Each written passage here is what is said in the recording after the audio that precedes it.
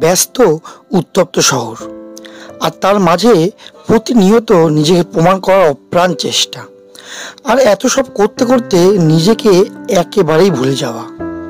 তাই আজ আমি আপনাদের দেব সুন্দর প্রকৃতি ও শান্তির মেলবন্ধনের এমন এক ঠিকানা, যেখানে আপনি হয়তো নিজেকে দুদিনের জন্য খুঁজে পেতে পারেন।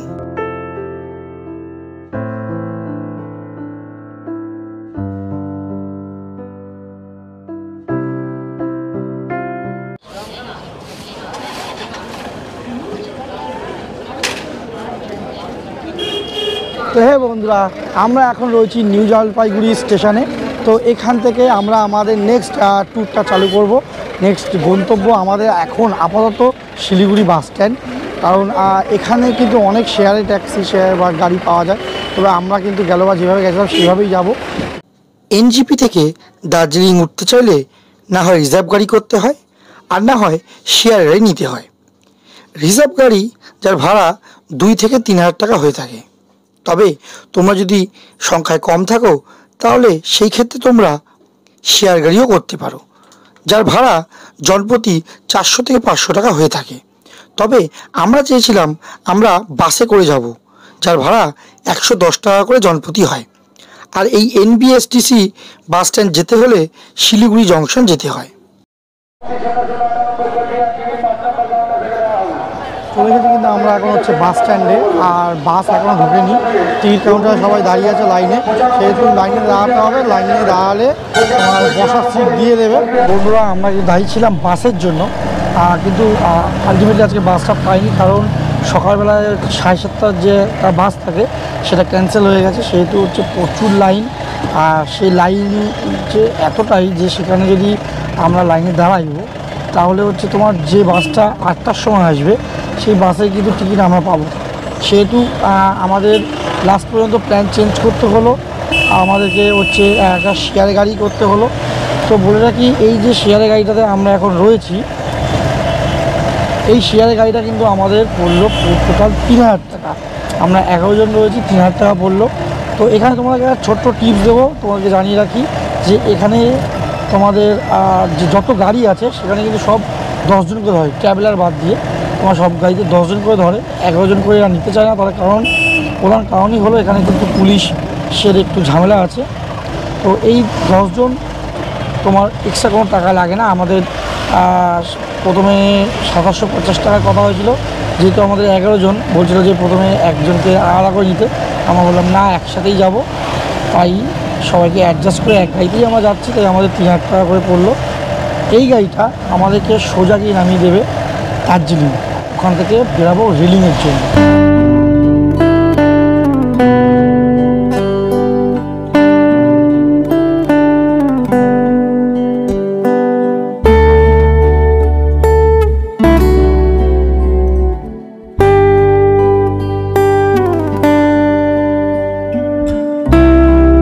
বন্ধুরা, আমরা এখন হচ্ছে দার্জিলিংয়ের পথে একটা জায়গায় দাঁড়িয়েছি সকালবেলা ব্রেকফাস্ট করব বলে। দেখো, এই হলো রেস্টুরেন্ট। এখানে জাস্ট আমরা, তোমরা যদি কেউ পায়খানা বাথরুম করতে চাও সেটাও করতে পারো। আর আমরা এদিকেই দার্জিলিং উঠে যাচ্ছে, এই আমাদের গাড়ি।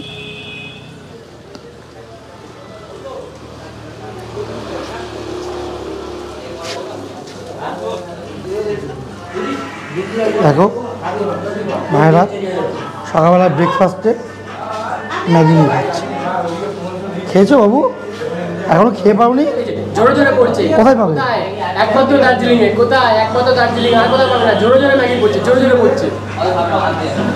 তো বন্ধুরা, এখানে কিন্তু ব্রেকফাস্ট করার জন্য সকালবেলার অপশান তেমন একটা বেশি কিছু নেই। রুটি, সবজি, পরোটা আর সবজি, আর হচ্ছে তোমার এই ম্যাগি। তো বলে রাখি, এখানে কেউ রুটি সবজিও নেয়নি, পরোটাও নেয়নি। সকালবেলা এখন উঠবে, অনেকটা রাস্তা জার্নি করতে হবে, তার জন্য হালকা খাবার নিয়েছে। তো এই যে 1 প্লেট ম্যাগি দেখছো, এই 1 প্লেট ম্যাগি কিন্তু পড়েছে তোমার 50 টাকা করে। ভাইরা হাসি টাকালি একবার দেখো। খাওয়া দাওয়া কমপ্লিট করে এখন আমরা এবার বেরিয়ে পড়ছি আবার আমাদের যাত্রাপথে। তো আমাদের এখন নেক্সট যাত্রাপথ কিন্তু দার্জিলিং, আর আমাদের গাড়ি কোথাও দাঁড়াবে না, সোজা গিয়ে দাঁড়াবে তোমার দার্জিলিং। সময়ের সঙ্গে চারিপাশের পরিবেশ পাল্টানোর সাথে সাথে যেটা পাল্টেছে সেটা হলো অনুভব, প্রকৃতিকে ভালোবাসার ইচ্ছে, আর এই সব কিছুর সাথে পাল্টেছে আবহাওয়া, যা অবশ্যই আমাদের মতো কলকাতাবাসীদের কাছে অনেক শান্তির। তো বন্ধুরা, কলকাতায় যেখানে 44 ডিগ্রি, সেখানে এখন এখানে দার্জিলিংয়ে ওয়েদার এত ঠান্ডা যে যথারীতি আমাদের কিন্তু ঠান্ডা লাগতে শুরু করেছে। আর চারিদিকে ওয়েদারটা দেখো, খালি বাইকটা দেখো ভাই, বাইকটা দেখো ভাই। তো বন্ধুরা, তোমাদেরকে এখন এখানকার ওয়েদারটা দেখাই। দেখো, এই হচ্ছে এখানকার এখন ওয়েদার, 22 ডিগ্রি। বলছে 1টা থেকে 2টোর সময় বৃষ্টি হতে পারে, আর সত্যি হতে পারে। দেখো, তোমাদেরকে দেখাই, দেখো চারিদিকটা মেঘে কেমন ঝিরে গেছে, খুব অন্ধকার হয়ে গেছে।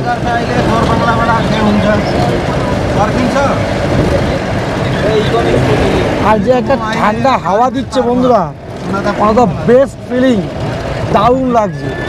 পুরো মজা, কেউ সারা এই জায়গাটাতে এসি চালিয়ে দিয়েছে, এত ঠান্ডা লাগছে, দারুণ লাগছে। কলকাতা থেকে 44 ডিগ্রি, 45 ডিগ্রি, আর সেখানে এখানে এসে 20 থেকে 22 ডিগ্রি, তাও আবার বৃষ্টি হওয়ার চান্স আছে, বাতাসে একটু আর্দ্রতা নেই।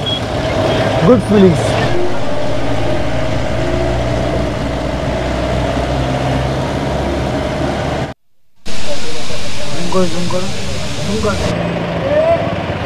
ভিডিও করবো ভাই।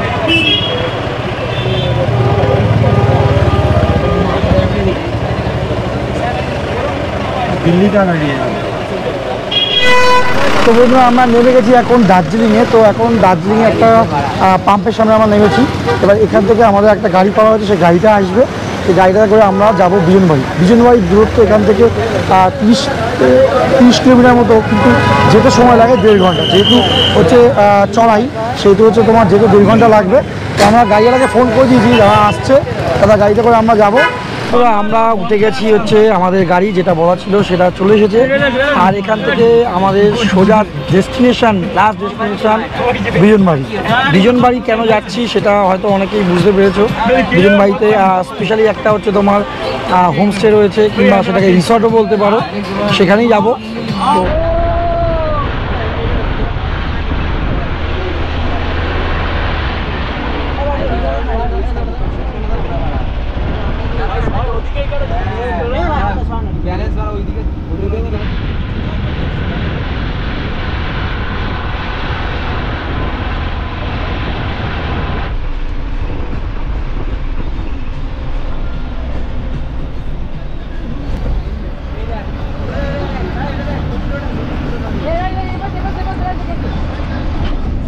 তো নেমে গেছি বন্ধুরা, আমরা এখন একদম রিসর্টের সামনে রয়েছি।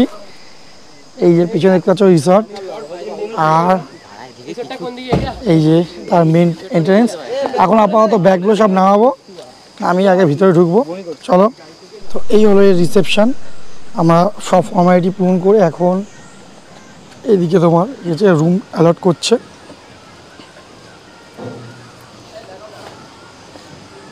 তো গেলবার কিন্তু আমরা লাস্ট টাইম ছিলাম এইটাতে। তোমার যদি গেলবার ভিডিওটা দেখে থাকো তবে বুঝতে পারবে যে আমরা কিন্তু গেলবার ছিলাম এইটাতে।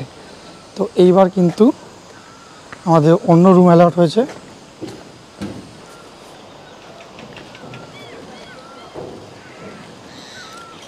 বন্ধুরা, চলে এসেছি আমরা। তো এখন তোমাদেরকে আগে আমাদের রুম ট্যুরটা করাই। আমরা যে রুমটা রয়েছি যার নাম হচ্ছে গুরাস। তো তোমাদেরকে আগে সেটা দেখাই, চলো। তো দেখো, এই হলো কটেজ যার নাম গুরাস। তো এখানে তোমার মোটামুটি 3 জন থাকতে পারবে। এইটাতে হচ্ছে তোমার 2 জনের বেড, আর একটা এখানে হচ্ছে সিঙ্গেল বেড। তো এখানের জন্য একটা পাখা দিয়েছে, কারণ উপরে কোনো সিলিংয়ে পাখা নেই। আর পুরোটাই কিন্তু হচ্ছে তোমার কাঠের। এখানে সেন্টার টেবিল রয়েছে। আর বাথরুমটা দেখিয়ে দিই, এই হলো বাথরুম। গিজার রয়েছে, ওয়েস্টার্ন টয়লেট। শুধুমাত্র তোমার এখানে একটু মেনটেন্সের দরকার, দেখো জল পড়ছে, একটু মেনটেন্সের অভাব রয়েছে। আর এখানে একটা কাভার্ড দিয়েছে, যেই কাভার্ডে তোমরা তোমাদের ব্যাগ রাখতে পারবে। অলরেডি ভাই ব্যাগ রেখে দিয়েছে। এখানে একটা এক্সট্রা কম্বলও দিয়েছে, একটা এক্সট্রা কম্বল, এক্সট্রা বালিশ রয়েছে যদি লাগে। আর মেন থিং যেখানে এইখান থেকে যেটা, সেটা হলো এই জায়গাটায় রুমের দরজা খুললেই এরকম পায়ের নিচ থেকে বয়ে যাচ্ছে নদী। হয়তো আওয়াজটা তোমরা ভালোভাবেই শুনতে পাচ্ছ। এখানে দুটো চেয়ার দিয়ে দিয়েছে, এখানে বসো, বসে সিটিং এরিয়ায় বসে বেশ এনজয় করো, অনুভব করো। দেখো কত সুন্দর লাগছে।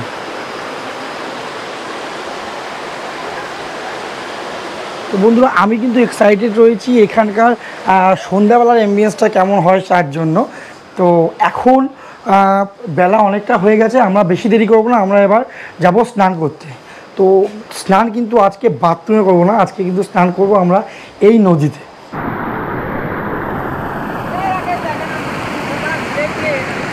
কিন্তু গেলবার এইটাতে ছিলাম, আর এইবারে কিন্তু এটাতে আছে।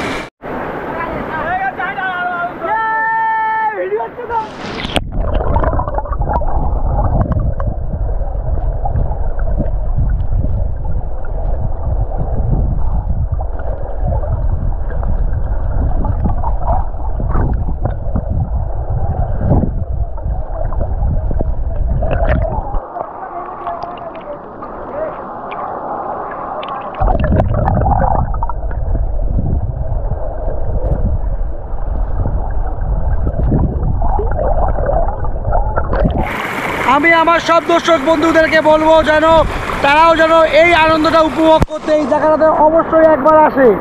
হয়তো জার্নিটা একটু বেশি হবে, কিন্তু বন্ধুরা এই জীবন একটাই, আর আনন্দ করার দিনও মাত্র 4টে, তাই লেটস এনজয়। তো বন্ধুরা, আমাদের চান স্নান কমপ্লিট।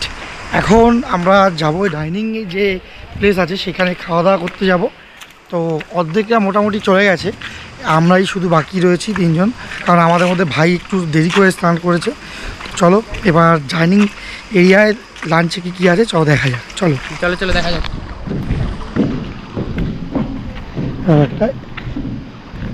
লাঞ্চ করতে গেলেও এর বুদ্ধি যেতে হবে, এরকম ভাবে বাইক নিয়ে নিয়ে যাবো লাঞ্চ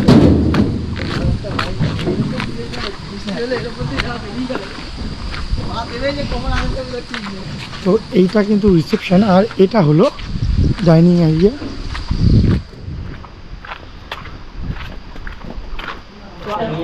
তো এই হলো বন্ধুরা ডাইনিং প্যাসেজ। ওখানে ওরা 4 জন বসে গেছে, ওখানে 3 জন, আর আমরা এখানে 4 জন বসেছি। তো চলো দেখা যাক লাঞ্চে কী আছে। এমনি জল তো দেবে, তো দেখা এই যে দিয়েছে। এই হচ্ছে আমাদের দুপুরের খাবার,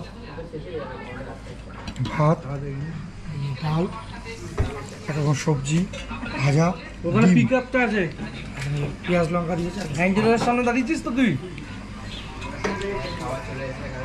এবার দেখ অ্যান্টিরোডের পাশে দেখ একটা বড় গিরিলওয়ালা গেট আছে না, কাঠির কাজ করছে।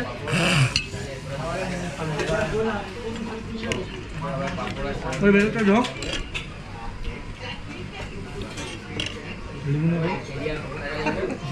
না লেবু নেব ঢুকে এবার সোজা জায়গা একে দেখ, সরু একখানা গলি যাচ্ছে দেখ, দেখেছিস? হ্যাঁ একটু এগিয়ে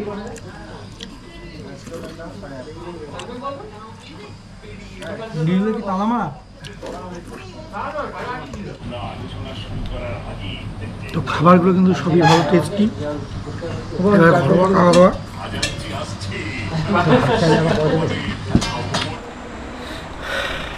তো বন্ধুরা, খাওয়া দাওয়া করে আমরা চলে গেছি এখন রুমে, মানে আমি রুমের বাইরে দাঁড়িয়ে আছি। তো এবার একটু নেব রেস্ট, বিকজ আজকে আমরা অনেকটা জার্নি করেছি। মানে কালকে রাতে আমরা শুরু করেছিলাম ট্রেন জার্নি, তারপরে সকালে এসে শিলিগুড়ি থেকে দার্জিলিং থেকে তোমার বিজনবাড়ি অনেকটা জার্নি করেছি। এখন চান করে খাওয়া দাওয়ার পরে 1 ঘন্টা একটু ঘুমাবো।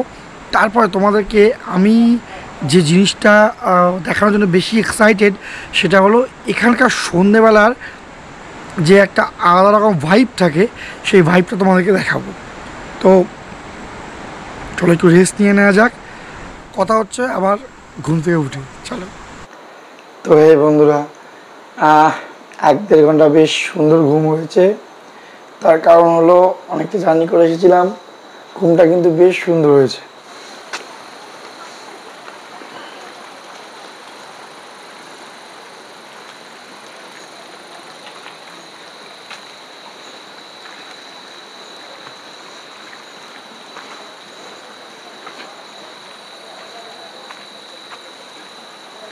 একেবারে নিস্তব্ধ হয়ে গেছে, দেখো।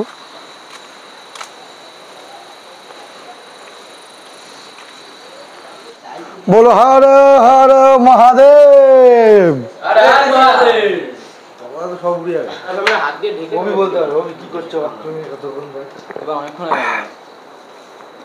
এটা একটা শুধু চা না, এটা হচ্ছে জল, মানে একেবারে ফালতু চা।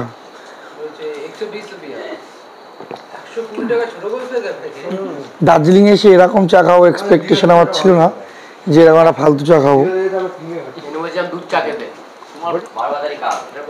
তো বন্ধুরা, চাটা কিন্তু আমার একদম ভালো লাগেনি, কিন্তু এই যে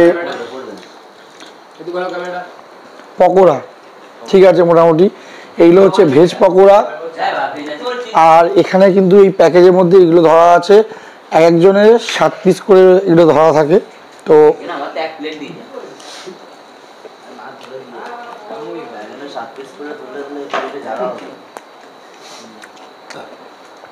পকোড়া ঠিক আছে, বাইরে অ্যাম্বিয়েন্সটা কিন্তু খুব সুন্দর, একেবারে নিস্তব্ধ আর অন্ধকার। স্ন্যাক্স খাওয়ার পরে এখন বাইরে সিটিং এরিয়াতে আমরা সবাই মিলে বসবো। জমজমাটি আড্ডা, সাথে চায়ের কাপে চুমুক, আর আড্ডাটাকে পরিপূর্ণ করে জমজমাটি খাওয়া দাওয়া।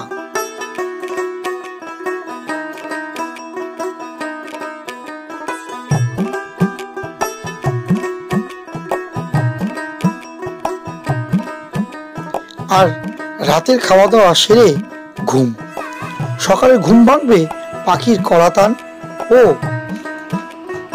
নদীর জলের কলরব দিয়ে।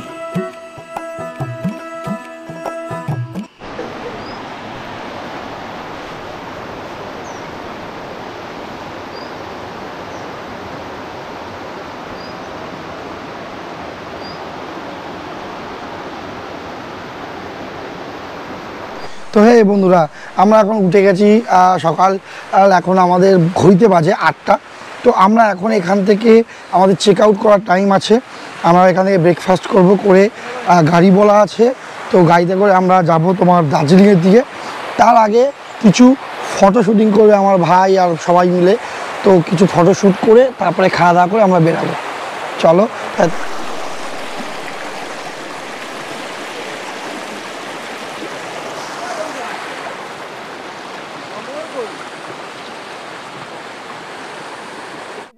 ফার্স্ট টাইম আমি কাউকে দেখছি সকালবেলা ঘুম থেকে উঠে ব্রাশ করে সেজে গুজে এসেছে, কেননা ফটোশ্যুট করবে বলে। দেখো আমাদের মডেল পুরো রেডি। তো বন্ধুরা, রেডি হয়ে নিয়েছি আমরা, আর এখন আমরা যাব ডাইনিং এরিয়ার দিকে। ডাইনিং এরিয়ার দিকে ভাই বসে রয়েছে, ওখানে আমরা খাওয়া দাওয়া করে নেবো, কারণ এখানে কিন্তু গাড়ি পাওয়াটা একটু চাপ। তাই আমরা যে গাড়িতে করে এসেছিলাম সেই গাড়ি দিয়ে লোককে আমরা ফোন করে দিয়েছি, সেই আমাদেরকে আবার এখান থেকে নিয়ে যাবে। তো সে আসবে 9টার সময়। তো আমাদেরকে কিন্তু খাওয়া দাওয়াটা করে নিয়ে রেডি হয়ে থাকতে হবে।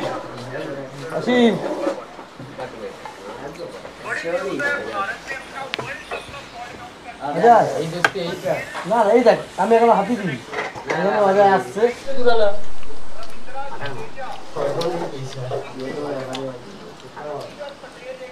হ্যাঁ, মাছটা কান্নাতে খাইনি।